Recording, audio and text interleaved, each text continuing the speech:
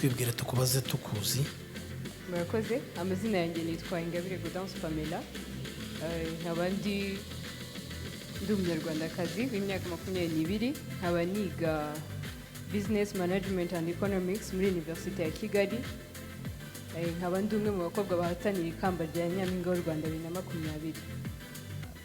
None umunsi wa none igihugu cyacu kirashishikariza urubyiruko kugira ngo bihangire imirimo kuruta uko bagenda basaba akazi mu buryo bumwe cyangwa ubundi.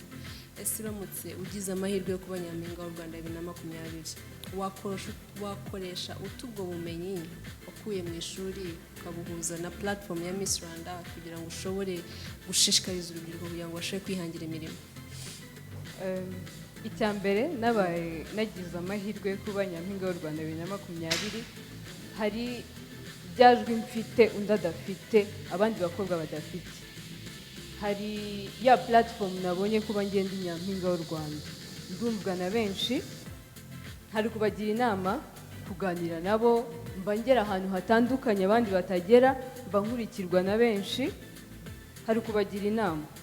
Hari muri economics habaho table preference. Hari igihe ureba ukavuga ese ubu buzima niba nkeneye uyu munsi kwiga, nkeneye kubaho, nkeneye kwishyura ishuri, wenda wishyura ishuri, nkeneye kwishyura inzu, hari benshi baba bishyurira amazu, uravuga ngo niba ndeba ibyo byose ndakora table preference, mvuge ngo uyu munsi ndigomwa ibi, wenda nk'abo urugero nk'uko urubyiruko rw'uyu munsi rukunze kuba ubuzima bwa adventure, niko nabyita. Choice and opportunity cost. Yego. Thank you. Yego, murakoze. Murakoze, Dr. Higiro. Yes or no? Yes. Thank you. Umurerwa Evelyn. Nanjye ndamuhiza.